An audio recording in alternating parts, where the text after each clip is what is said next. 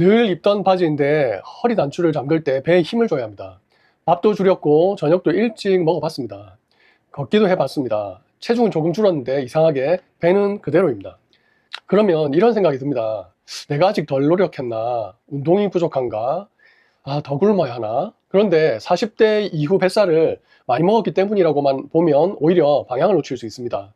오늘은 뱃살을 빨리 빼는 방법부터 말씀드리지는 않겠습니다. 그 전에 먼저 내 배가 왜 안 빠지고 있는지 구분하는 세 가지 기준부터 말씀드리겠습니다. 첫째, 하루 안에 달라지는 배인지 봐야 합니다. 아침에는 바지가 그럭저럭 맞았는데 저녁이 되면 배가 단단하게 부풀어 오르는 분들이 있습니다. 밥을 먹고 나면 명치부터 아랫배까지 답답하고 가스가 차거나 며칠씩 변을 못 보기도 합니다. 이런 분은 체지방과 복부 팽만이 함께 섞여 있을 수 있습니다. 체지방은 아침 저녁으로 크게 달라지지 않습니다. 하지만 팽만은 식사, 가스, 배변 상태에 따라 하루에도 달라집니다. 반대로 아침에도 저녁에도 비슷한데 몇 달에 걸쳐 허리띠 구멍이 하나씩 바깥으로 밀렸다면 이건 일시적인 팽만보다 체지방이나 체형 변화 쪽을 봐야 합니다. 체중은 예전과 비슷한데 배만 더 나온 것처럼 느껴지는 분도 있습니다. 이럴 때 체중계 숫자 하나만 보면 정작 중요한 변화를 놓칩니다. 근육량은 줄고 지방은 늘었거나 지방이 붙는 위치가 달라졌다면 몸무게는 그대로여도 허리 모양은 달라질 수 있습니다. 중년 이후에는 먹는 양뿐 아니라 활동량, 근육 사용, 수면, 그리고 폐경 전후 변화까지 겹칩니다. 그래서 체중이 그대로여도 허리 둘레는 달라질 수 있습니다. 첫 번째 질문은 이것입니다. 내 배는 하루 동안 크게 달라지는가 아니면 몇 달에 걸쳐 서서히 커지고 있는가? 아침 저녁 차이가 크다면 팽만과 배변 상태를 먼저 보고 하루 종일 비슷한데 허리 둘레만 서서히 늘었다면 체지방과 근육량 변화를 함께 봐야 합니다. 이렇듯 똑같이 배가 나와 보여도 출발점은 다를 수 있습니다. 둘째는 먹는 양보다 쓰고 회복하는 흐름을 함께 봐야 합니다. 많은 분들이 뱃살을 보면 가장 먼저 음식을 줄입니다. 밥을 반 공기로 줄이고 저녁을 굶고 간식을 끊습니다. 처음에는 체중이 조금 줄기도 합니다. 그런데 어느 순간부터 기운이 떨어지고 낮에는 덜 움직이게 되고 밤에는 허기가 심해집니다.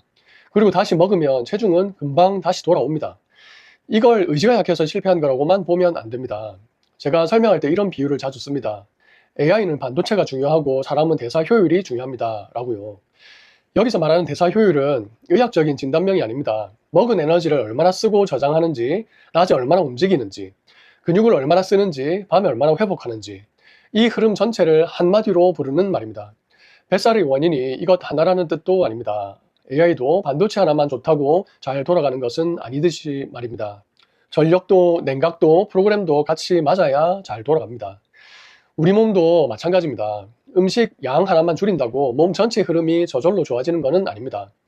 예를 들어 보겠습니다. 하루 종일 거의 앉아 있다가 저녁에 1시간만 운동하는 분들이 있습니다. 운동은 했지만 나머지 시간에 움직임이 너무 적을 수 있습니다. 식사량은 많지 않은데 잠을 자주 깨고 아침부터 몸이 무겁고 낮에는 커피로 버티는 분들도 있습니다. 이런 상태에서 운동을 더 세게 하고 음식을 더 줄이면 몸은 더 지치고 평소 움직임은 오히려 줄어들 수 있습니다. 그러니 두 번째로 볼 것은 무엇을 더 끊을까가 아닙니다. 이 세 가지입니다. 낮 동안 거의 움직이지 않는가, 저녁이 되면 허기가 한꺼번에 몰려오는가, 자고 일어나도 몸이 회복되지 않는가. 이 세 가지가 겹친다면 많이 먹는 게 문제의 전부가 아닐 수 있습니다. 먹는 양과 함께 몸이 쓰고 회복하는 흐름도 같이 봐야 합니다. 셋째, 배가 나오기 전에 먼저 달라진 것을 찾아야 합니다. 배가 나오기 시작한 시점을 한번 떠올려 보십시오. 그 무렵부터 잠을 자주 깨기 시작했는지, 무릎이나 허리가 아파서 움직임이 줄었는지, 폐경 전후 변화가 있었는지, 회식이나 야식이 늘었는지, 중요한 건 원인을 하나 딱 고르는 게 아닙니다. 배가 늘기 전에 뭐가 먼저 달라졌는지를 찾는 겁니다. 어떤 분은 출산 이후부터 배 모양이 달라졌습니다. 어떤 분은 무릎 통증 때문에 걷는 시간이 줄고 나서 배가 나오기 시작했습니다. 또 어떤 분은 체중보다 변비와 복부 팽만이 먼저였습니다. 겉으로는 다 뱃살처럼 보이지만 몸이 지나온 과정은 다릅니다. 배가 먼저 나온 게 아니라 몸과 생활의 변화가 먼저 있고 배가 나중에 따라왔을 수 있습니다. 이 순서를 알아야 무조건 적게 먹는 방식에서 벗어날 수 있습니다. 그렇다면 무엇부터 해야 할까요? 오늘부터 바로 무리한 식단을 시작하지 마십시오. 먼저 사흘 동안 뱃살 지도를 그려보시기 바랍니다. 아침에 화장실을 다녀온 뒤 아침을 먹기 전에 배꼽 높이에서 허리 둘레를 한번 잽니다. 저녁 식사 후에도 같은 위치에서 한 번 더 잽니다. 중요한 건 정확한 숫자 하나가 아닙니다. 사흘 동안 비슷한 시간 같은 위치에서 재는 겁니다. 이 기록은 진단표가 아닙니다. 체지방이 하루 만에 늘고 줄었다는 걸 보려는 것도 아닙니다. 식사와 가스, 배변 상태에 따라 배가 얼마나 불러오는지, 그리고 며칠 동안 어떤 흐름이 반복되는지를 보기 위한 관찰입니다. 줄자가 없으면 같은 바지를 입었을 때 아침과 저녁에 허리가 얼마나 다르게 느껴지는지만 적어도 됩니다. 그 옆에는 4가지만 적습니다. 전날 잠은 어땠는지, 낮 동안 얼마나 움직였는지, 저녁 식사와 간식은 몇 시에 끝냈는지, 변을 봤는지. 사흘 기록한다고 정확한 진단이 나오는 건 아닙니다. 하지만 방향성은 보입니다.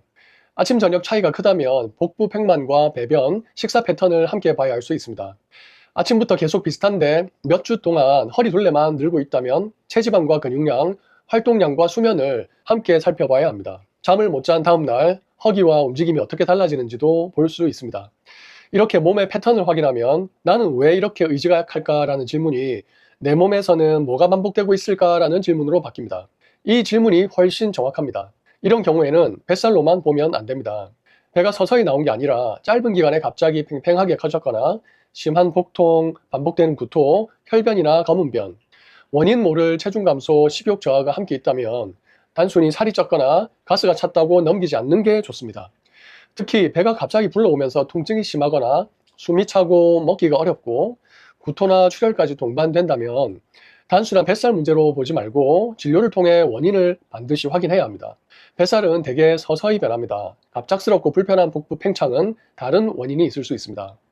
그러므로 뱃살은 의지가 약하다는 증거가 아닙니다. 그동안 무엇을 먹었는지 뿐만 아니라 얼마나 움직였는지, 어떻게 잤는지, 근육을 얼마나 썼는지, 배변과 복부 상태는 어땠는지가 허리 주변에 함께 남아있는 결과라고 볼 수 있습니다. 그러니 배를 보면서 자신을 먼저 탓하지는 마십시오. 더 적게 먹기 전에 3가지만 먼저 보시면 됩니다. 하루 안에 달라지는 배인지, 먹는 양과 함께 쓰고 회복하는 흐름은 어떤지, 배가 나오기 전에 뭐가 먼저 달라졌는지. 뱃살을 줄이는 시작은 배를 미워하는 게 아닙니다. 내 몸에서 반복되는 흐름을 정확히 읽는 것, 거기서부터 시작합니다. 감사합니다.